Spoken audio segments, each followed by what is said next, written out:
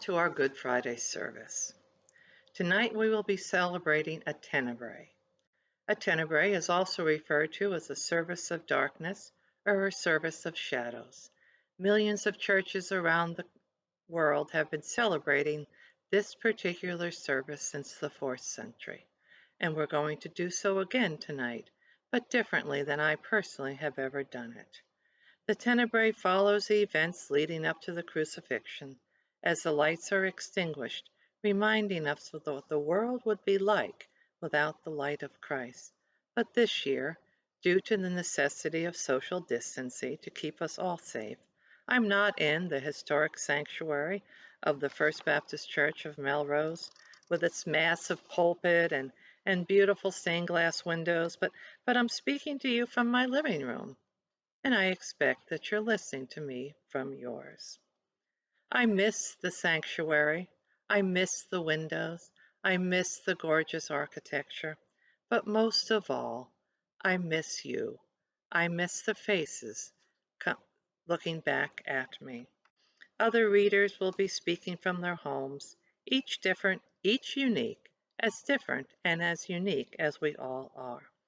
Different spaces, different faces, reminding us of the full reality that Jesus came and still comes to us where we are, as we are, to all who welcome him. He comes to our living room. He comes to our places where we each dwell to spend his life with us. He comes to us and he seeks us out. The first portion of our service tonight will lead us from the prophecy of Jesus' coming, through his birth into our world, and through the last week of his earthly life. The candles in the homes of readers represent the disciples and other followers of Christ. As the service proceeds, candles and lights will be extinguished to symbolize the growing resentment and hatred of the world against the Savior, and the fleeing of those whom he came to save. The candle beside me symbolizes Christ. The Christ candle will be extinguished as the timpani and cymbals symbolize his death. The darkness reminds us of the hopelessness of a world without God, a world without light. The time of darkness and despair will not go on forever. The land of Zebulun and Naphtali will soon be humbled, but there will be a time in the future when Galilee of the Gentiles, which lies along the road that runs between the Jordan and the sea, will be filled with glory. The people who walk in darkness will see a great light, a light that will shine on all who live in the land where death casts its shadow. Israel will again be great, and its people will rejoice as people rejoice at harvest time. They will shout with joy like warriors dividing the plunder, for God will break the chains that bind his people and the whip that scourges them, just as he did when he destroyed the army of Midian with Gideon's little band. In that day of peace, battle gear will no longer be issued. Never again will uniforms be blood-stained by war. All such equipment will be burned. For a child is born to us, a son is given to us, and the government will rest on his shoulders. These will be his royal titles: Wonderful Counselor, Mighty God, Everlasting Father, Prince of Peace. His ever-expanding, peaceful government will never end. He will rule forever with fairness and justice from the throne of his ancestor David. The passionate commitment of the Lord Almighty will guarantee this. The 6th month of Elizabeth's pregnancy, God sent the angel Gabriel to Nazareth, a village in Galilee, to a virgin named Mary. She was engaged to be married to a man named Joseph, a descendant of King David. Gabriel appeared to her and said, "Greetings, favored woman.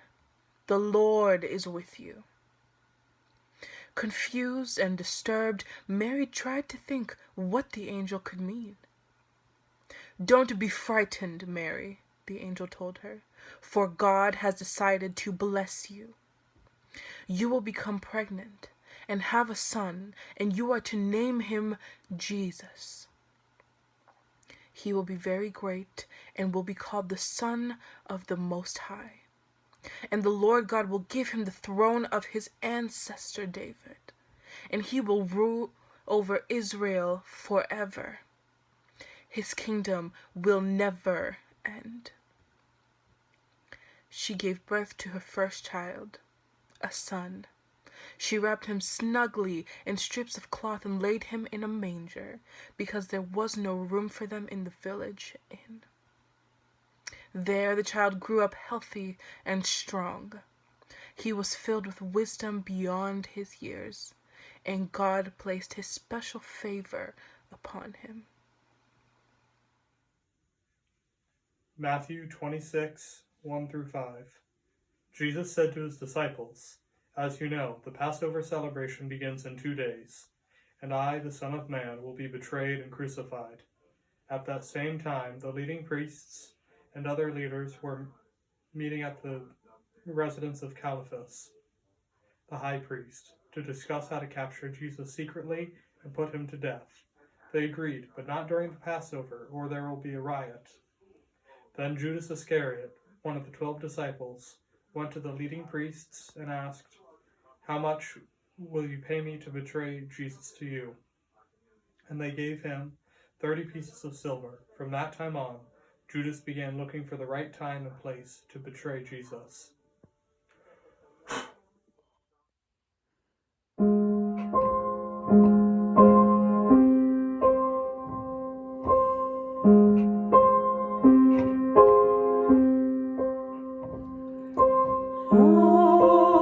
Holy Jesus, hast thou offended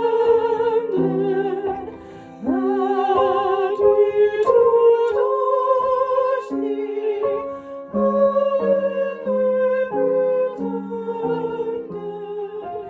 life was derided, thine own rejected, woes afflicted.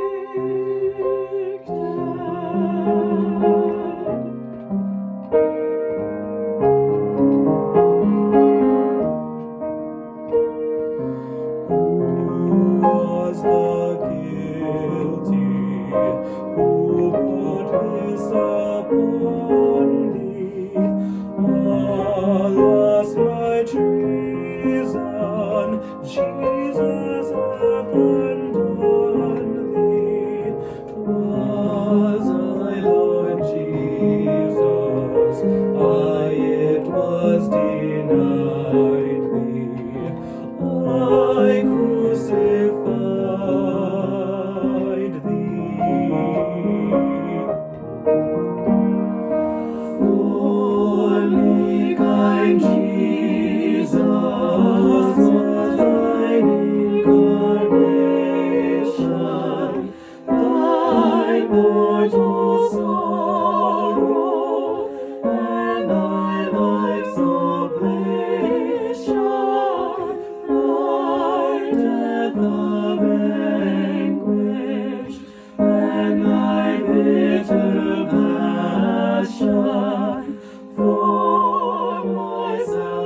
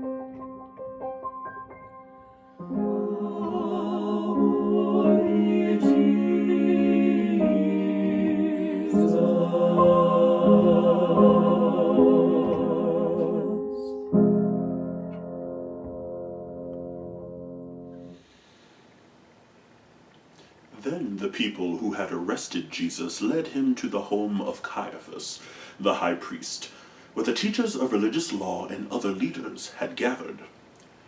Meanwhile, Peter was following far behind, and eventually came to the courtyard of the high priest's house. He went in, sat with the guards, and waited to see what was going to happen to Jesus. Inside, the leading priests and the entire high council were trying to find witnesses who would lie about Jesus so that they could put him to death. But even when they found many who agreed to give false witness, there was no testimony they could use. Finally, two men who declared, "This man said, I am able to destroy the temple of God and rebuild it in 3 days." Then the high priest stood up and said to Jesus, "Well, aren't you going to answer these charges? What do you have to say for yourself?" But Jesus remained silent. Then the high priest said to him, "I demand in the name of the living God that you tell us whether you are the Messiah, the Son of God." Jesus replied, "Yes, it is as you say. And in the future you will see me, the Son of Man, sitting at God's right hand in the place of power, and coming back on the clouds of heaven." Then the high priest tore his clothing to show his horror, shouting, "Blasphemy! Why do we need other witnesses? You have all heard his blasphemy. What is your verdict?" "Guilty," they shouted. "He must die." Then they spit in Jesus' face and hit him with their fists. And some even slapped him, saying, "Prophesy to us, you Messiah. Who hit you that time?" Meanwhile, as Peter was sitting outside in the courtyard, a servant girl came over and said to him, "You are one of those with Jesus, the Galilean." But Peter denied it in front of everyone. "I don't know what you are talking about," he said. Later, out by the gate, another servant girl noticed him and said to those standing around, "This man was with Jesus of Nazareth." Again, Peter denied it, this time with an oath. "I don't even know the man," he said. A little later, some other bystanders came over to him and said, "You must be one of them. We can tell by your Galilean accent." Peter said, "I swear by God, I don't know the man." And immediately the rooster crowed.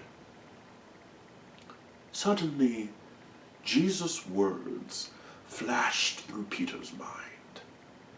"Before the rooster crows, you will deny me 3 times." And he went away, crying bitterly.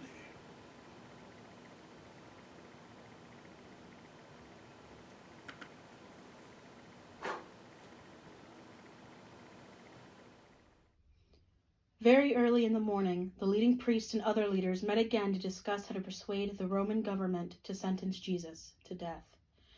Then they bound him and took him to Pilate, the Roman governor. When Judas, who had betrayed him, realized that Jesus had been condemned to die, he was filled with remorse. So he took the 30 pieces of silver back to the leading priest and other leaders. "I have sinned," he declared, "for I have betrayed an innocent man." "What do we care?" they retorted. "That's your problem." Then Judas threw the money onto the floor of the temple and went out and hanged himself. Now, Jesus was standing before Pilate, the Roman governor. "Are you the king of the Jews?" the governor asked him. Jesus replied, "Yes, it is as you say." But when the leading priests and other leaders made their accusations against him, Jesus remained silent. "Don't you hear there are many charges against you?" Pilate demanded. But Jesus said nothing, much to the governor's great surprise. Now it was the governor's custom to release one prisoner to the crowd each year during the Passover celebration, anyone they wanted.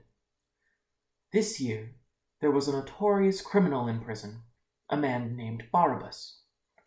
As the crowds gathered before Pilate's house that morning, he asked them, "Which one do you want me to release to you, Barabbas or Jesus, who is called the Messiah?" He knew very well that Jewish leaders had arrested Jesus out of envy.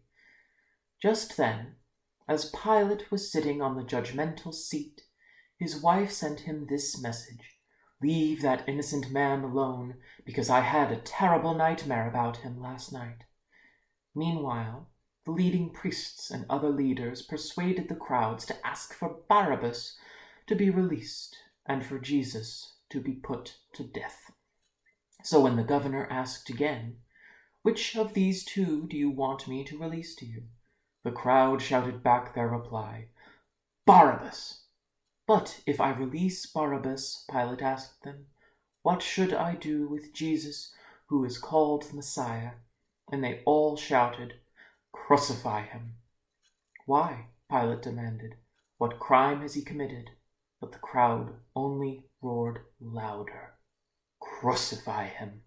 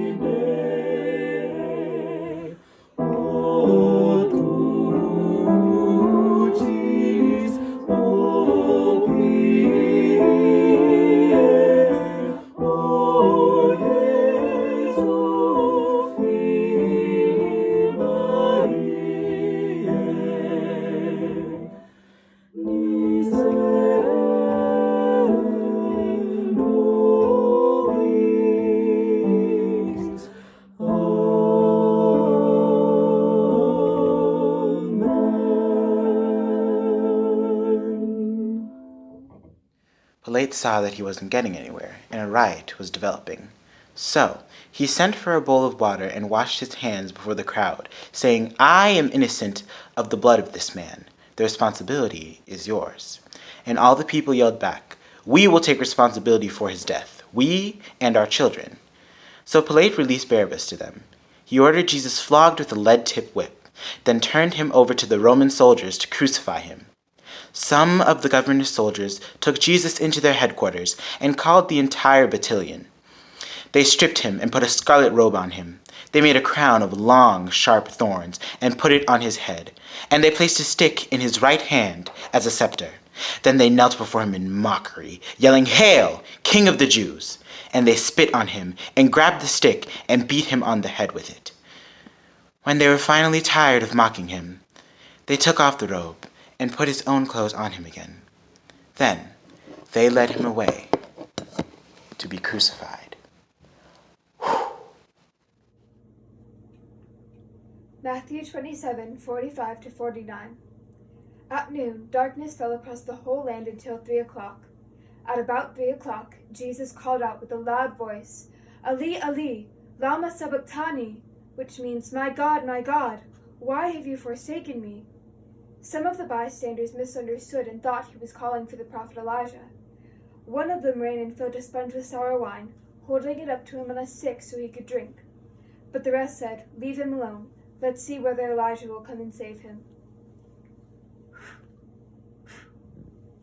From the 27th chapter of Matthew's Gospel. And when Jesus had cried out again in a loud voice, he gave up his spirit. At that moment the curtain of the temple was torn in two from top to bottom. The earth shook and the rocks split. The tombs broke open, and the bodies of many holy people who had died were raised to life. They came out of the tombs, and after Jesus' resurrection they went into the holy city and appeared to many people. When the centurion and those with him who were guarding Jesus saw the earthquake and all that had happened, they were terrified and exclaimed, "Surely he was the Son of God."